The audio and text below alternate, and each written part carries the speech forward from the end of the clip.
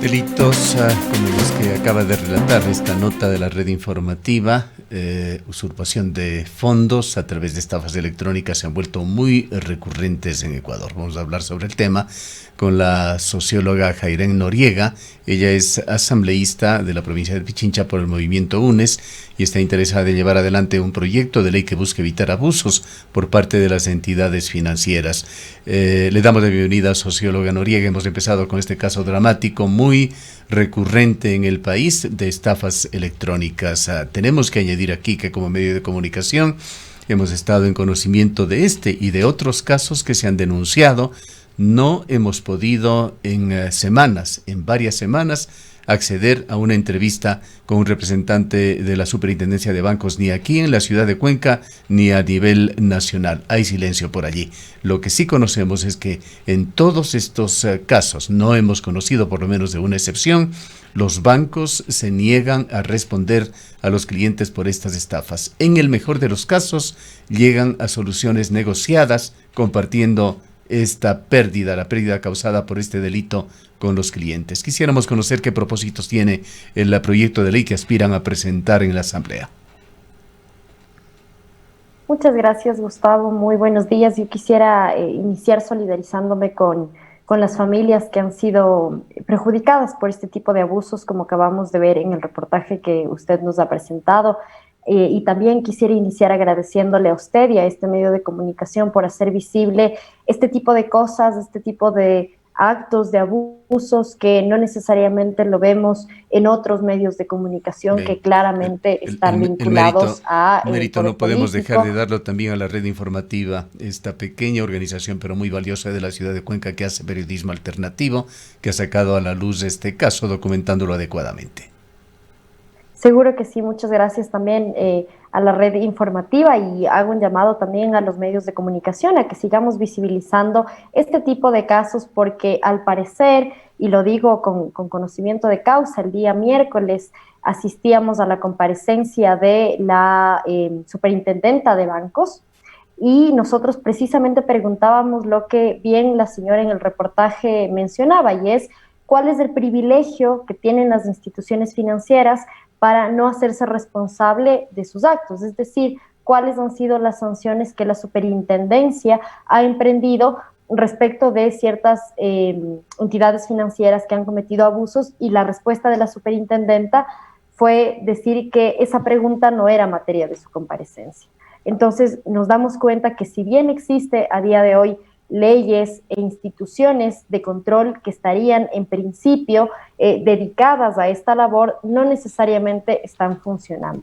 Y en ese sentido, y para eso, esta propuesta de ley, que le digo, Gustavo, lastimosamente no es una propuesta de día de hoy, esta propuesta de ley que unifica distintas iniciativas legislativas de algunos asambleístas del periodo pasado y algunos asambleístas reelectos también en este periodo, lleva represado 3 años en la Asamblea Nacional. Este proyecto de ley se debió haber debatido en 2018, cuando se presentó. Y se presentó precisamente porque a través de un medio de comunicación, un periodista hizo público un caso de unos débitos que él no había autorizado por supuestamente la compra o la adquisición de un servicio, de un seguro que él ni siquiera conocía, que había firmado un contrato, no sabía las condiciones de aquel servicio. Y a partir de esa denuncia es que muchas otras personas, otros usuarios, otros clientes se dan cuenta que su caso no es particular, que su caso no es un problema individual, sino que es un problema que afecta a mucha más gente. Y solamente para comentarle unos datos, entre enero y septiembre del año 2018 se presentaron 16.400 denuncias, mientras que en octubre del año 2018, que fue el mes en el que se presentó esta denuncia pública, existieron más de 44.460 reclamos. Estos reclamos entre enero y octubre significaron la devolución de más de $1.100.000 a las y los usuarios. Entonces, claramente nos damos cuenta que no es un problema de uno o dos usuarios, sino que, como usted ha mencionado, es un problema mucho más grave, y que esta ley lo que pretende es, por un lado, evitar que estos abusos sigan sucediendo, pero también especificar y ser más más estrictos respecto de las sanciones que las instituciones financieras deberían recibir cuando incurren en estos abusos a los clientes. Este problema de los hackers es un problema universal. Se realizan estafas todos los días de los más diversos tipos. Hay sistemas de seguridad, pero prácticamente no hay sistema de seguridad que no pueda ser violado. Y aquí entra un tema de responsabilidad. ¿Qué grado de responsabilidad tienen las entidades financieras, los bancos en esto, que deberían dar garantías en cuanto al resguardo del dinero que sus clientes están confiándoles? Sí, por supuesto que sí. Nosotros como usuarios pagamos también por servicios financieros y en ese pago por servicios financieros debería estar incluido, o seguramente está incluido, un porcentaje para que los bancos refuercen la seguridad que deben tener al momento de nosotros depositar la confianza y en muchos casos los ahorros de toda una vida, como mencionaban en el reportaje que nosotros vimos. Ahí también la superintendencia debería revisar cuáles son los controles que los bancos están teniendo para la protección de los depósitos de los cuentaahorristas. En una entrevista pasada a mí me preguntaban respecto de el caso de Don Nasa, ¿no? Que es algo que vimos en semanas anteriores. Y me decían, bueno, ¿cómo prevenimos que este tipo de cosas pasen? Y ahí yo una de las respuestas posibles que daría es que la gente no necesariamente está confiando en el sistema bancario formal, porque pasan este tipo de abusos y también porque los bancos están, como usted mencionaba al inicio, teniendo tasas de intereses sumamente altas, ¿no? Para pedir un crédito y demás. Entonces yo haría un llamado al sistema financiero también a que ponga sus mayores esfuerzos a la reactivación económica y productiva del país, pero poniendo en el centro a la gente, poniendo en el centro a los ciudadanos, Sí. no a sus accionistas que ya bastante dinero han ganado. Usted ha tocado, asambleísta, este tema de Don Nasa, que es realmente de Macondo. Don Nasa actúa como una autoridad financiera. Entendemos que no da la cara, se encuentra en definitiva prófugo, respondiendo solamente a través de redes sociales, pero tampoco se ha establecido un procedimiento legal contra él. Es una persona que debería estar detenida, pues se perfila evidentemente una estafa. No vamos a entrar en los requisitos legales como para tener una causa concreta para que actúe la fiscalía y lo haga, pero lo cierto es que Don Nasa, con varios millones, se entiende, de dólares de la gente que le entregó dinero, se encuentra libre y todavía poniendo condiciones. El día de ayer, Diario El Universo publicó una nota en la cual señala que Don Nasa pide requisitos para devolver el dinero. Exige que los clientes tengan una cuenta corriente en un banco privado para empezar la devolución de los ciudadanos que han aportado a este oscuro sistema de Big Money. Señala también de que tienen que presentar una fotografía, una serie de datos, como si se tratara de una autoridad. Y esto se hace a vista y paciencia de la Superintendencia de Bancos y de otras autoridades que tienen que controlar el sistema financiero. Por supuesto, tienen que controlar el sistema financiero formal y claro, este tipo de casos no pueden seguir sucediendo, pero como le mencionaba, creo que un componente importante tiene que ver con cuánta confianza nos está dando el sistema financiero formal para que este tipo de cosas no pasen, para que la gente entonces prefiera tener sus ahorros con una persona que no se sabe exactamente qué hacía con ese dinero a tener en un banco. Y como mencionaban en el reportaje que acabamos de ver, claramente existe desconfianza en el sistema financiero y para algunos asambleístas y sobre todo de la bancada de Creo, yo les daría un llamado a que debatamos esta ley con responsabilidad. Nos han dicho a quienes promovemos esta ley para evitar... Sí. Cuéntenos en este punto, ¿qué es lo que persigue esta ley?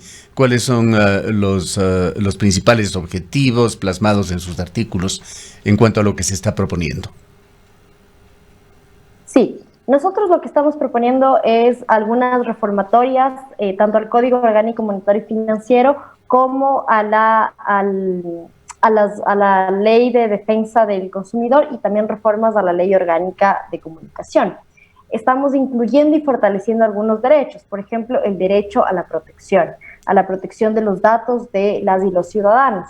Estamos incluyendo también derechos sobre la información de los productos, porque existen muchos reclamos y muchas denuncias respecto de que le están cobrando por un servicio que no necesariamente usted ha contratado y del cual no conoce ni la calidad ni las condiciones de dicho servicio. Estamos hablando también de reforzar el derecho de la aceptación expresa. Cuando usted va a adquirir un servicio no financiero en un banco, usted tiene que firmar un contrato. Y eso no necesariamente sucede, porque si le llaman al teléfono que hacerle un servicio, además de forma muy insistente, puede ser que usted termine aceptando ese servicio, pero no ha firmado un contrato previo, y al existir un acuerdo entre las partes, en teoría debería existir un contrato. Esa es una de las cosas que nosotros estamos proponiendo en esta ley. Y creemos además fundamental que estos derechos tienen que ser vigilados y protegidos de oficio por los organismos de control. Esto quiere decir que no tiene que existir una denuncia para que los mecanismos de control estén vigilantes, sino que de oficio, por ser su función, ellos deberían y tienen que, por esta ley, tendrían que estar sujetos y pendientes de todo aquello que sucede.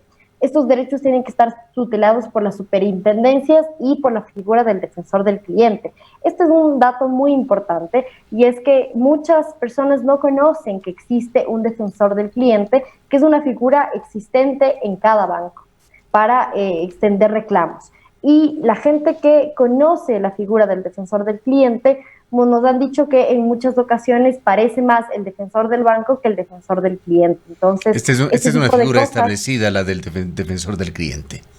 Exacto, es una figura que ya está establecida en la ley, no es que la vamos a incluir, pero sí pretendemos esclarecer mecanismos para que el defensor del cliente tenga un marco normativo que haga su trabajo más efectivo respecto de la protección de los derechos de los ciudadanos.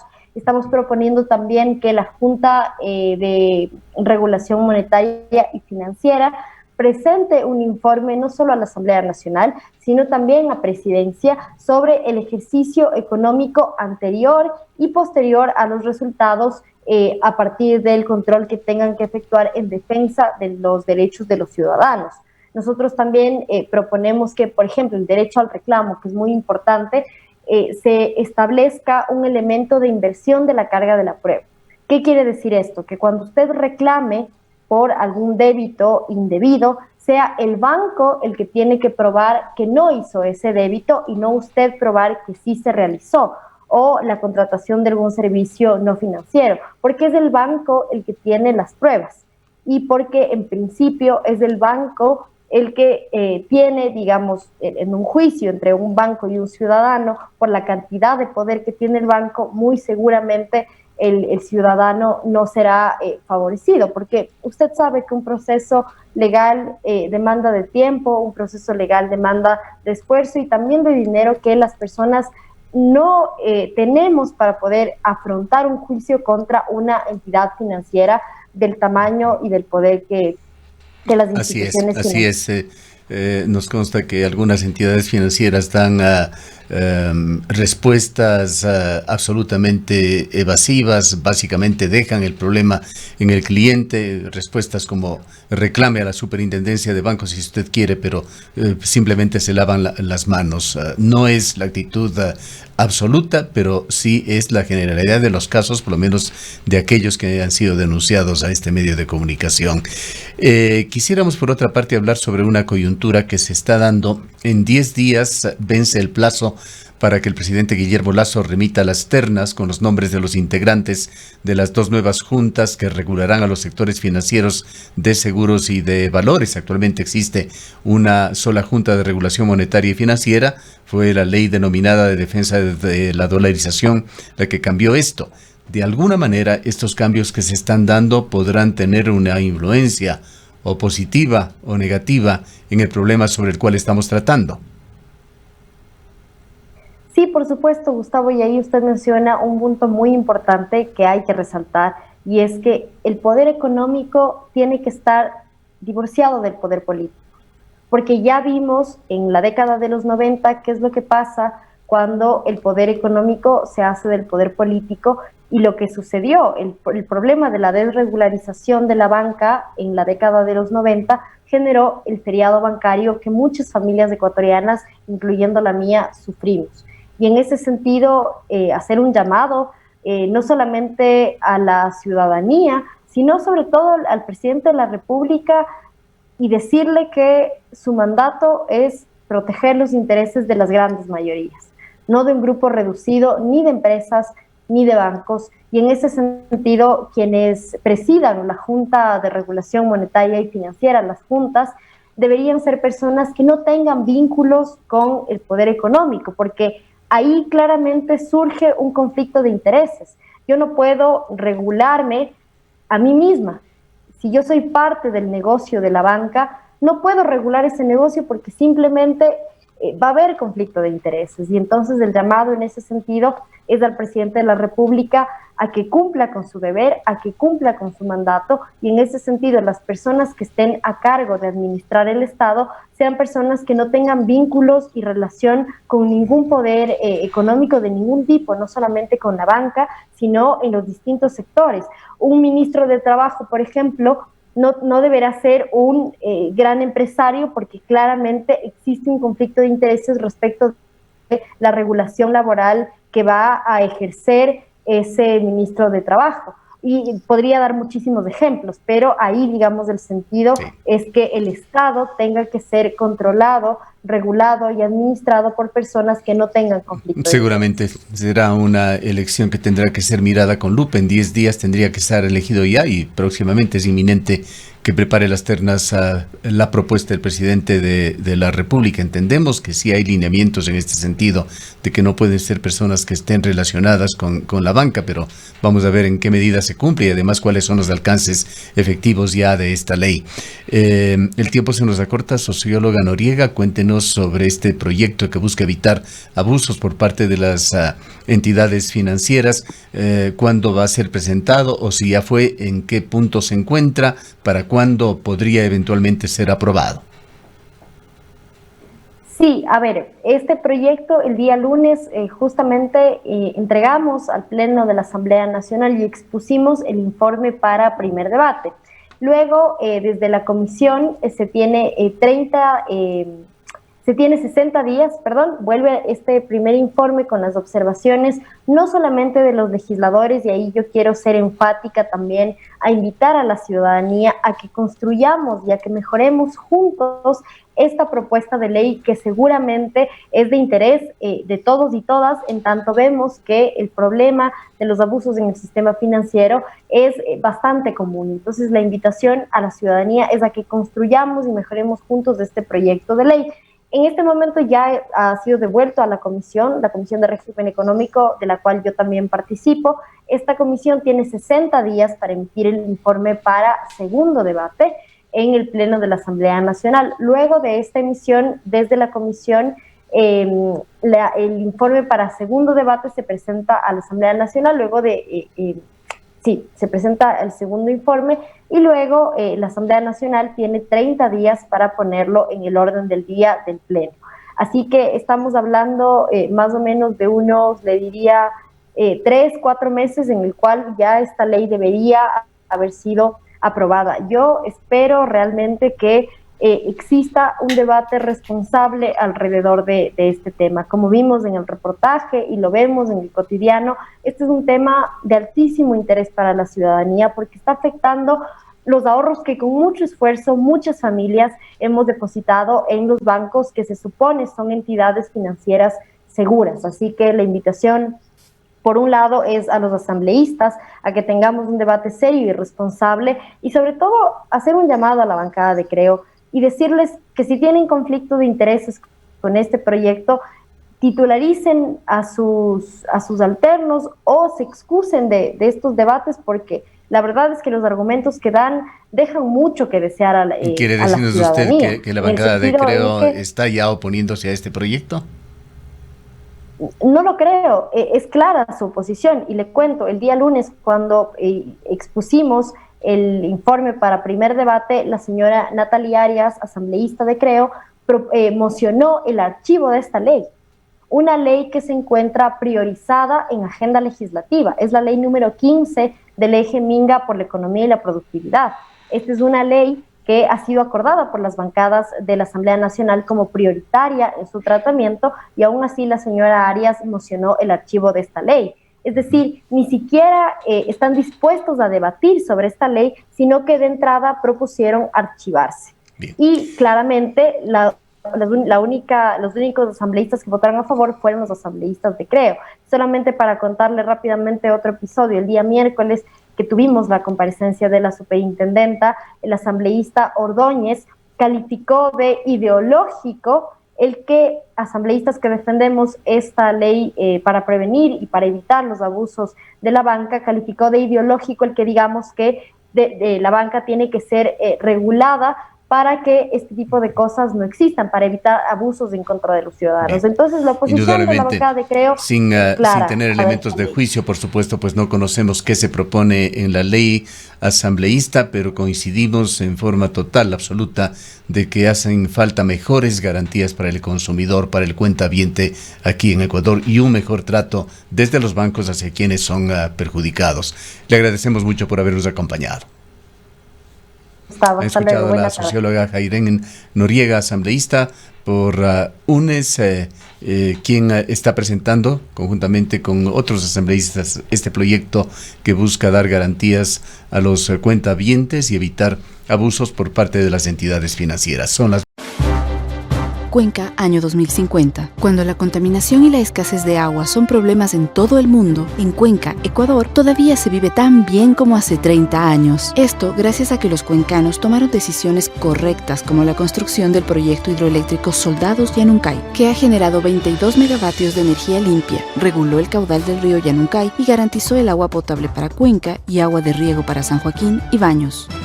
Aunque esto parezca ficción, es nuestro compromiso con Cuenca Bicentenaria, el Ecaustro. Juntos generamos agua y energía para la vida.